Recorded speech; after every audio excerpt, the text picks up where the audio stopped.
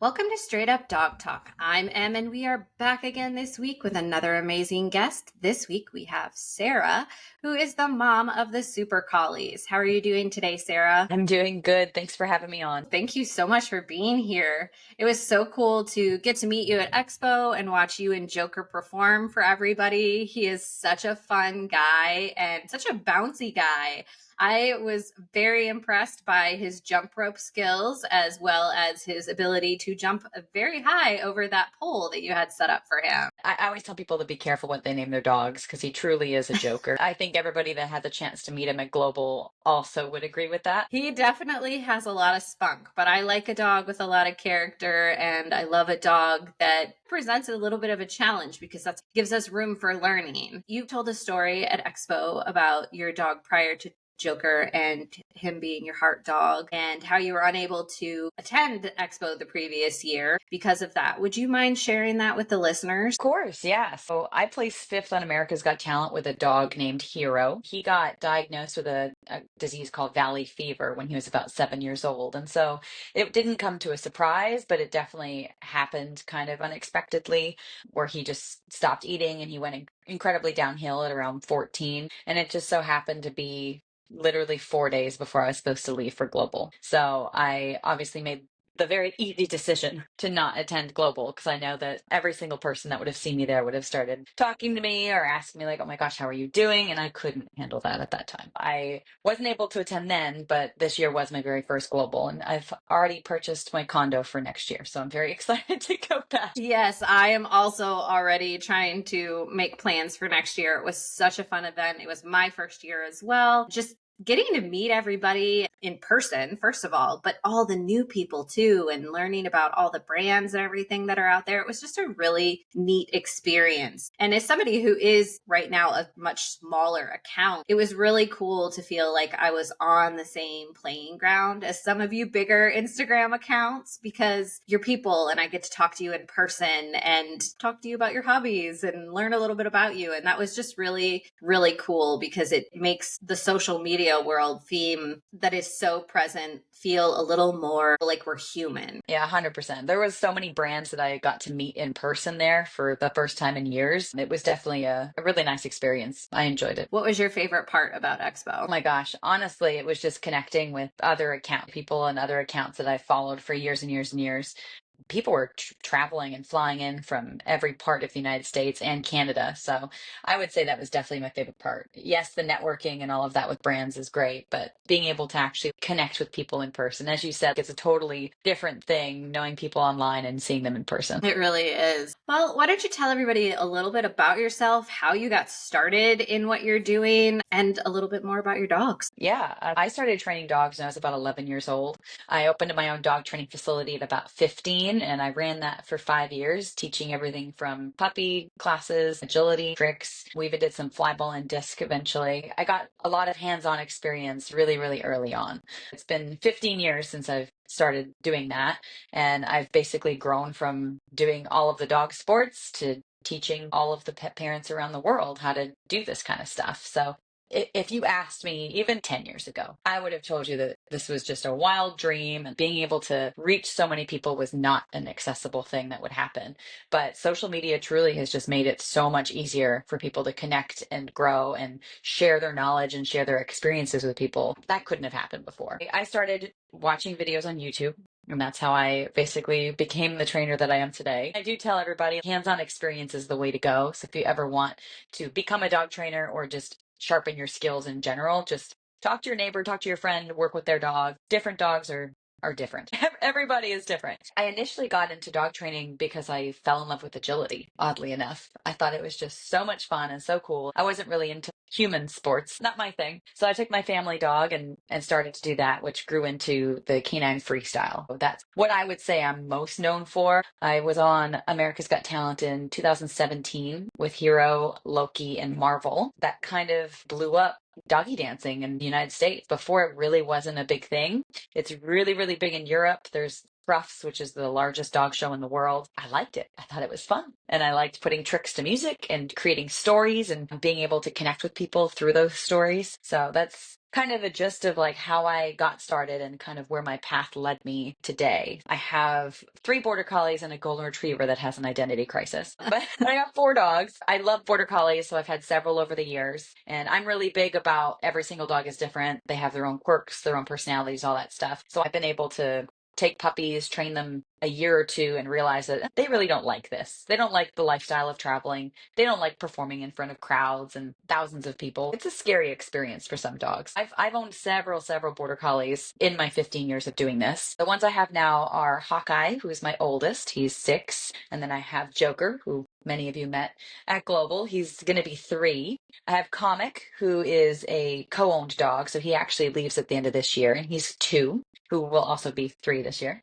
And then I have Archer, who is my golden retriever redhead stepchild. He's amazing. He loves to work and loves to do stuff. He has all the energy of a border collie and no brains to match it. So there's that for him. What's his level of grace like? Oh boy, he's almost broken my nose a couple times. So I mean, Jeez. he's not super great, but he's very forgiving, and he's a really he's not an easy dog to train because of how dumb he can be, but he enjoys everything. Anything you introduce him to, he's going to put 110% effort into to try and do his best, which is his best. So we won't discount that. So yeah, those are the dogs I have, and then I have 2 cats. One is on his wheel, so hopefully you can't hear that. One is a Bengal mix, and then the other is just a fat Garfield cat. And they do commercials and all that fun stuff. So all the animals definitely keep me busy. Yeah, it sounds like it. That's quite a handful. I love that you've figured out what you liked and you ran with it. 15 is really young to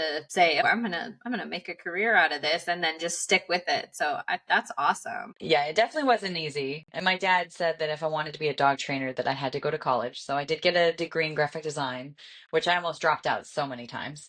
I was like, I hate this. I can draw a stick figure. Like that's about it. But I use it in my everyday life. I create banners and stuff, and I do my own website design. So it's definitely helpful. But no, it was kind of hard growing up because like you said, 15 is really early, and all of my peers were out partying and doing regular teenage stuff, and I was growing a business and training my dog and focusing on myself, and those people typically made fun of me, and I did not have a lot of friends growing up, which makes sense. I think that that's okay, right? Because you focused on you and you got where you needed to be. And look at you now dancing on stages with dogs. And it is cool. It's so cool. That's a goal of mine. I would love to have a dog that would dance with me. I have Fitz, who he can do a lot of tricks, but man, we struggle with a few things. He's a smart dog, and he figures things out really quickly, but he's just also kind of stubborn in his own way, and he is stuck on the walking backwards. That's the one that we've been stuck on for like a year.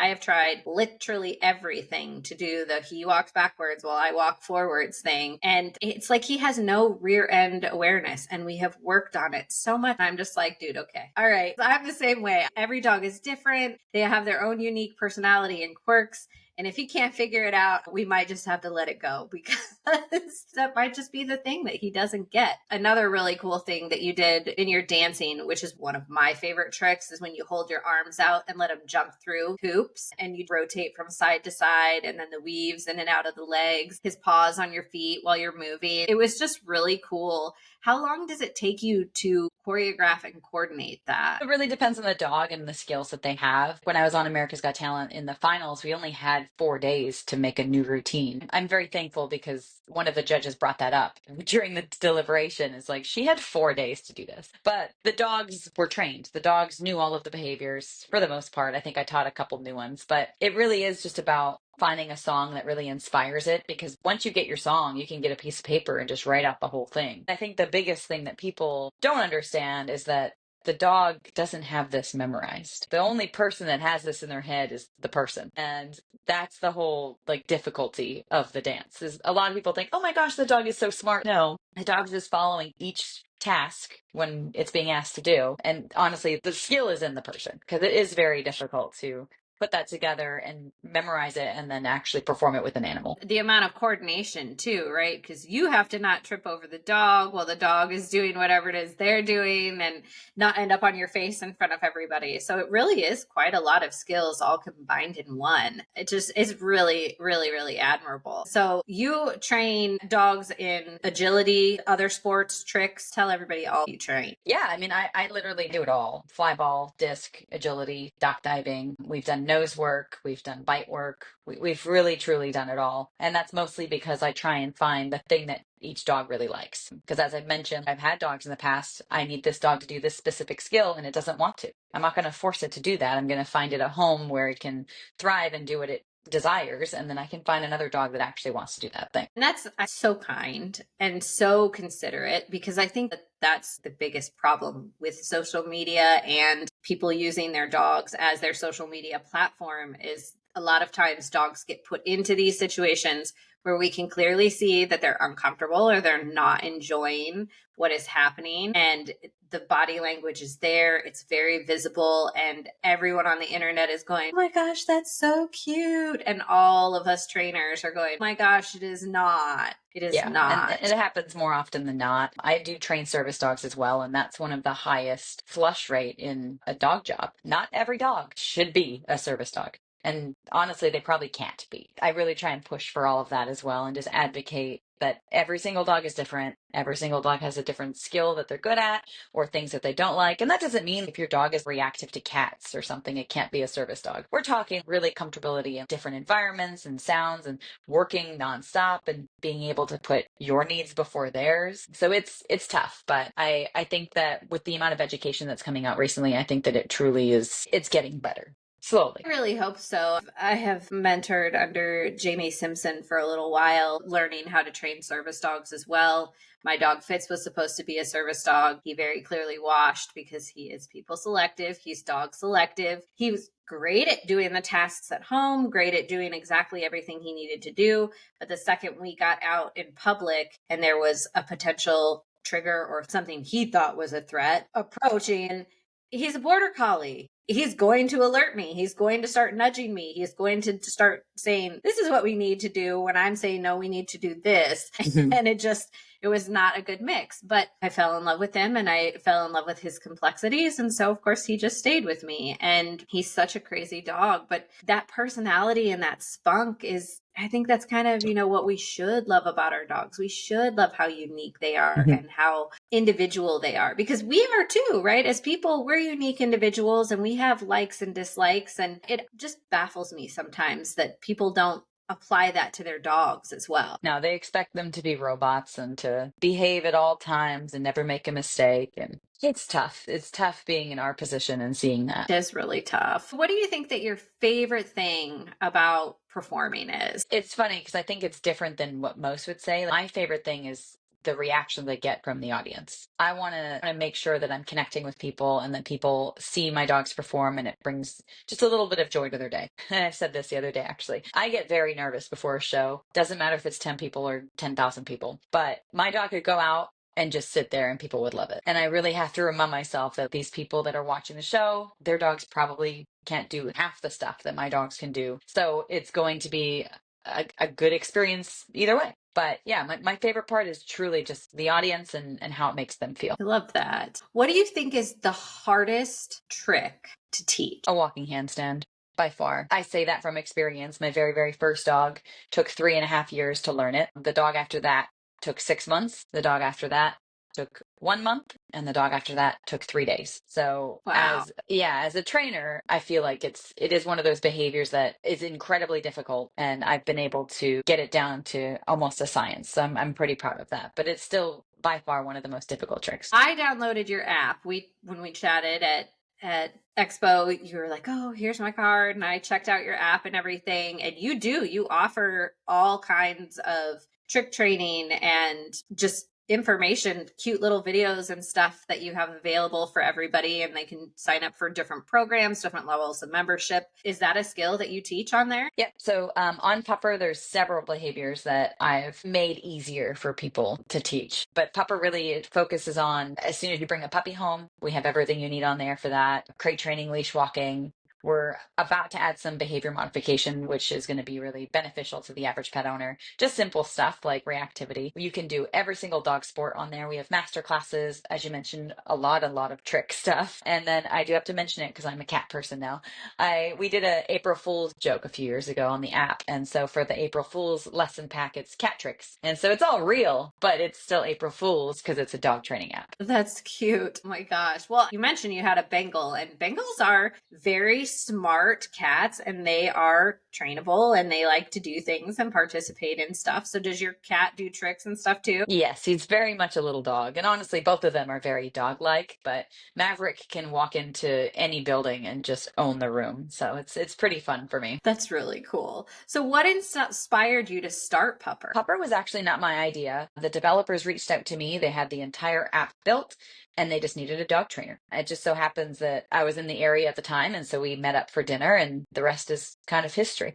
That's cool. How long have you guys been working together? So it was the day that my America's Got Talent audition released. So March 2017. Okay. Yeah. So it's been out there for a while. And you guys, how often do you guys add stuff to it? We try to add stuff every other month. The biggest thing that we've changed is that it's not just me in the app. So I hire other professionals in their specific niches, and then we typically film masterclasses for that. Very cool. Very cool. I haven't checked out any of the upper tier stuff, but I'm very excited to get that added onto my list. I think that it's really important as a dog parent and a dog trainer to learn from multiple sources. I think that if you just pick one thing and stick with it, then you're just going to be stuck in that system, that mud, whatever, and you can't learn and grow your own skill set if you're not trying to learn and grow your own skill set. And the only way to do that is to learn from many people. So I have had many mentors over the last 2 years, and I just continue to collect them because I think it's so important,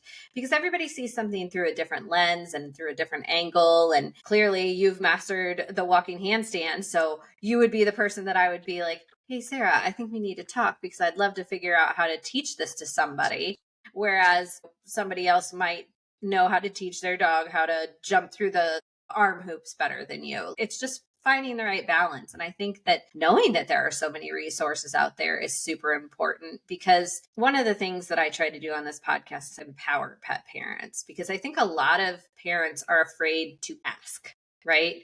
They're embarrassed about the situation that they have at home. They don't know why their dog is doing this. They don't understand the body language. And then when they talk to their regular friends and family who are not dog obsessed people like they are, they just get a lot of negative feedback and then they don't know what to do. So what is your advice to those people? I'm just going to repeat what you said. If you ask a family member something and they tell you one thing, get a second opinion from somebody that actually trains dogs. This just happened to a friend of mine. She just got a dog. She lives in a van, travels, and her dog was having issues. I want to say it was chasing wildlife or something like that. And so she bought an e-collar. I have no problem. You use the tools properly, I don't care. But she bought an e-collar and it was like a $20 thing off of Amazon. And she said, oh, my family member told me to buy this. And right away I messaged her and I was like, hey, throw in the trash. Go buy one that's like $300 and has some backing. Don't do that. And I sent her a bunch of videos on it because I don't personally teach it. I don't recommend them. I mean, every dog is different. Same. I had a dog that required a lot of out of the box training. But if that's what she wants to do, sure, but do it right. And the only reason she didn't do it right was because a family member told her otherwise. Don't get your dog advice from people that have just raised pets and think that they know better. And you don't even have to spend the money, as you mentioned. Like, go on Google, find a dog trainer, and watch some other stuff. And that's the big reason I came out with Pupper. I came out with Pupper so it was a dog trainer in your pocket. You have no excuses. There's a question and answer. You have an answer within 24 hours. You can talk to a trainer directly. Any question. And it's coming from somebody that has some backing. And it's the same in every aspect of anything, like horses, cats, anything. If you're doing anything with an animal, take advice from family members that, even if they're like breeding dogs in their backyard, like don't do that. Just go find someone that has a little bit of backing, a little credibility. Just ask. The worst they're going to say is like, give me $10 and then I'll answer your question. Okay, fine. That's still going to be better than what you're going to get. Yeah. And there are so many trainers on Instagram or YouTube or TikTok like me that will do a free consultation with you and we'll sit down with you for a half an hour and say, okay, I can help you with this, but if you're looking to do that, you might want to try this trainer, or I know another trainer that you could try. Because I think that's part of the dog training community, is knowing what our strengths and weaknesses are. And if somebody came to me and was like, I want to learn how to dance with my dog, I'd be like, I have the perfect person for you, but it's definitely not me. And I think that that's something that some of the dog training community maybe needs to check their egos a little bit and be okay with referring to each other Yeah. and You helping can't be each a other. master of all the things. Like I know a lot and I'm willing to give advice on it, but if somebody was like, "Hey, I'm going to pay you $50,000 to train this dog to do this." And I'm like, "What about if I teach it to dance?" I don't have my specialties. I'm good at trick training. I'm good at that stuff, but I wouldn't take on a case and pretend like I know what I'm doing. I would never do that. But yeah, going back to the question though, as a pet parent, definitely be very cautious about where you're getting your advice from, because puppies are sponges. And if you started on the wrong track because you took somebody's advice that was free, you're going to have to spend a lot of money in the future because now you're going to have to fix those problems. And it's not as easy as just implementing them in the first place. Yeah, you're absolutely right. And going backwards to go forwards is often very frustrating. And a lot of people don't understand that. It's definitely a try to do it right the first time situation. And unfortunately, most people learn it the wrong way before they learn it the right way. If somebody wanted to get started in the sports dog world or the dog dancing world, is there a breed of dog that you would recommend? Is there a place that you would recommend that they get started? Obviously, we both agree that you have to have the right dog for it, but how do you identify that it's the right dog? I'll give you two answers. The first answer, any rescue dog would probably be fine. The big thing is putting that rescue dog through the paces to make sure that it is a good fit. I've adopted dogs for clients to train and sell, and I've adopted several rescue dogs for that job. But I make sure that the dog has passed X, Y, and Z. One of those examples being like, I make sure the dog has been at Lowe's and I've seen the dog ride in a car, get out of the car, go into the store, say hi to a person, say hi to a dog, take food, play with a toy. How do they react to loud noises? All of those things. And that will tell you if the dog would be a successful sports dog or service dog, just working dog in general. The other side of the coin is breeders. Go to a really reputable breeder. That doesn't need to mean that it's AKC and purebred. You could go to a sports breeder that's like what Whippet, Border Collie mixes and stuff that are bred for this, but definitely don't just get a dog based off of what they look like or their name or their breed. I don't like huskies. I could go test a husky and be like, that's going to be an amazing sport dog. You just need to look at the dog as an individual and see what their, like you said, their strengths and their weaknesses are and all of the above. That's kind of what I tell people, is you really want to think about it, because you don't want to bring home this dog and then have this dog go through this whole, well, now I have to find a new home and I've only been here for a week. You really want to make sure it's the right dog for the job. I completely agree. With that, let's say we've gone through the paces, we've found a trainer that's helping us, and now we're actually progressing into the sport world, the working world, and we don't know which sport. How do you put them through the paces to pick the sport and understand that the dog actually likes and wants to participate? There's a lot of sports and clubs that offer try-it sessions. I've seen it in barn hunt. I've seen it in disc, because there's disc leagues everywhere. Dock diving typically has try-its. But that is also kind of why we developed Pupper, was that way people could kind of understand their dog and then look at each sport as an individual and see, oh, my dog likes water. Oh, my dog likes to play fetch. Oh, my dog likes to tug. Like, very easily be able to identify what sport their dog would probably like. And then again, just finding a club locally that has try-its, or even just contacting a club and being like, hey, I just got this dog, or I've had this dog for a while and I want to get into sports. Again, that goes back to don't be afraid to ask questions. 100%. Here's a tricky one for you. I live in Iowa and we don't have local clubs. What do you recommend for somebody like me who doesn't have a dog that would participate in this kind of stuff? But if I But if you did, did, what would you recommend? I lived in Canada for 20 years and I lived in the deep north where there was nothing. And I was young, so I couldn't drive. I knew that I wanted to do agility. I knew that I wanted to get into the dog stuff. And I found clubs that were doing try-its and fun runs and stuff that were 4 hours away. And I hitched rides with people. I remember I hitched a ride with a police officer once to go to a dog event. They just dropped me off and then I found a ride home. Maybe it was safer back then. I don't know. Probably not. But it really is like, yes, that is an extreme case of like, I knew what I wanted to do and I wanted to do agility, but it's a matter of finding community because if you want to do it, there's most likely somebody that's around you within an hour or so that also wants to do it. And once you find that person, thank you, internet, you can carpool and find ways to get to these places. There's also the option of finding a group of people locally to you to pitch in and get someone to come to your area to teach a workshop, to work one on one. There's definitely a lot of options. None of them are easy. I'll be honest, none of them are easy. Kind of grew to the point where I have agility, like I have a full agility course in my front yard. I have a dock diving pool in my front yard. I have everything I need here, which is also an option if you are extreme. But the small answer is just to find a group local to you.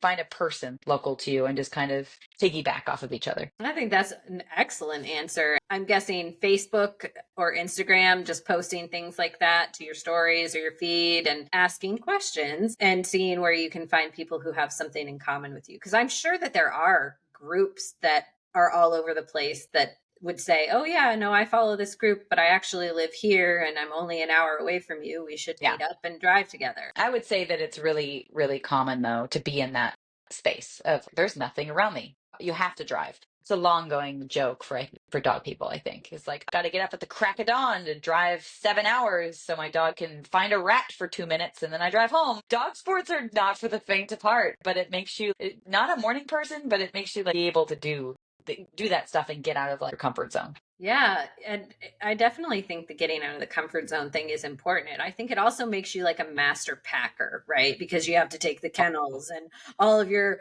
equipment and all of your leashes and harnesses and everything, because there's a lot involved with some of the dog sports. And some dogs have to have the blinds, and some dogs have separate kennels or mats or special areas or tents. Or every time I talk to somebody about sports, I'm like, geez Louise, you guys spent how much money on doing that? And you just said you have a dock diving thing in your front yard. What? I Yeah. mean, that's pretty awesome though. I bought an RV for my dogs because it was just easier to travel that way. And once you I'm get so trying to many do the dogs, same like, thing. yeah, once you get so many dogs, you can't stay at hotels. So it's way easier to just get an RV. But no, there's a lot involved. And I always tell people I'm a master at card Tetris. I can pack a car. Yeah, you would have to be able to. I mean, with that many dogs. Do the cats travel with you too? They've both traveled in the RV several times, and then they had a commercial in Florida, so we had to drive. I learned that they don't like being in crates. I'm all about safety, but these cats, I can't listen to them cry for 10 hours driving to Florida. So I bought them a basket that goes in the front seat, and they just sleep in it. They stay in it, they're quiet. But yeah, it's cats are a whole other thing. They are a whole other thing. I agree with you, though. I had a cat when I was in my early 20s, and I actually moved to Florida for a few years, and I drove down there, and he would just sit in like the window of the dashboard and just watch out the window, and it was Yeah. fine. But if he was in his crate, he howled and yelled and he peed everywhere, and it was a nightmare. Thank God mine don't do that. They just scream. They scream bloody murder for hours and hours and hours and never stop. Yeah, no, the screaming is bad enough, but when you add pee to it when you're Oh, in a vehicle, it's just not fun. It's not not fun fun for at all. anybody. No, my gosh. Even though this is a dog podcast, I have to know, what's your favorite trick to teach a cat? I think jumping arms is really fun because they kind of use your leg to get up. So I don't know. I think jumping arms is fun. They can do all the same tricks. Like Goose can do foot stall, back stall. I call it perch because it's like a parrot. Over arms, hooped arms, shake a paw, sit pretty. I mean, they do all of the things the dogs do. What do you think is the main difference between teaching a dog versus a cat? Oh my gosh, a dog wants to do it and a cat does not. Easy, hands down. That's the difference. The Bengal, obviously, he wants to work, and I just posted a video of him on set, walking into set, doing a sit, like super easy. But my orange cat, who's just a domestic, regular cat, he could be hungry and starving. He wouldn't do anything that I ask him to do. That's orange cats, though. Orange cats have like a very special type of personality. They're Yeah, they just do. kind of weird. They're just Yeah. kind of weird. Yeah, I Oh would my agree with that. gosh. Which of out of all of your dogs do you think has been the most difficult to work? So Marvel for sure, hands down. I adopted her off Craigslist. She was with a amazing family that I'm still in contact with today, and she was about I'm gonna say 7 months old. I tested her with Hero at a dog park. She was fine, no problems. The second I brought her home, she attacked Hero. the second. And I knew about her issues and I was like, oh, like it's fine. I can handle that. No, no, I could not. So she was a lot. We did a lot of out of the box training, stuff that I wasn't comfortable with. I learned from a lot of people. And at the end of the day, the biggest thing that helped her was a muzzle. She learned to growl and communicate instead of just attack. She's had lots of dog friends, very, very cautiously, lots of dog friends. And the rule for her was if she played with a dog while she was wearing the muzzle, they typically could be fine together, but obviously no toys or resources. She would resource guard water from dogs. So like she was bad. She did America's Got Talent. She's done theaters, halftime shows, a whole bunch of fun stuff. And she's amazing performing dog. Amazing. If she was working, she was fine. And then when I left California with her, I learned how to play frisbee and do disc freestyle with the dogs, and she actually placed eighth at a world championship, which was our first time ever doing a world championship. So it was really fun for people to be like, who's that? But she's an incredible, just incredible dog. And she's retired now. She lives with my dad in Canada, and she is very fat and very round. They hike together every day, and they're doing great. And she's muzzled if she goes to the vet. She's muzzled if she's on a hike. He follows directions very, very well, so she can live a nice and safe life. That's wonderful. I love that. She just turned 10. Oh, yeah. She retired 2 years ago. She deserves to have that nice retired life for sure. Yeah.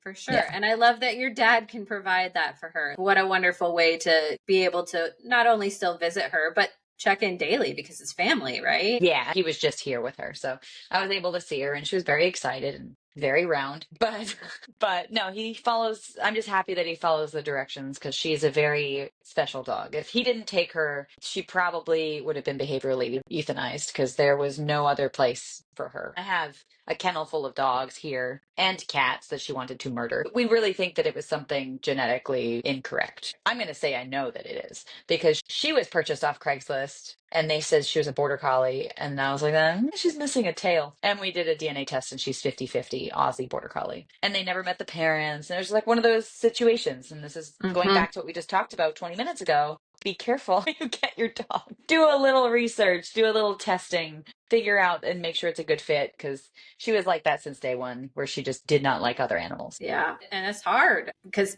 people don't know. And then they buy from somebody who's literally just breeding dogs in kid pools in their backyard. And it sucks that it's happening and the whole crisis that we're in the rescue community because of it.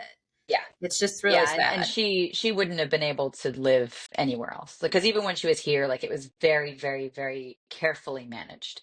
And she could be in the kennel with the other dogs and like not fence fight or anything like that. But she couldn't be let out with anybody, especially if I wasn't there. Like, no, she stays there. So it was tough because she like perfect house dog, loves being in the house. She's not crated at all anymore. My dad just gives her free roam and she's doing great. And I'm very, very pleased. And I think that she's exactly what he needed as well. So it worked out. It definitely does take a special type of person. I had a situation with two dogs where we live the crate and rotate life as well. And it is a lot of work and it is very stressful.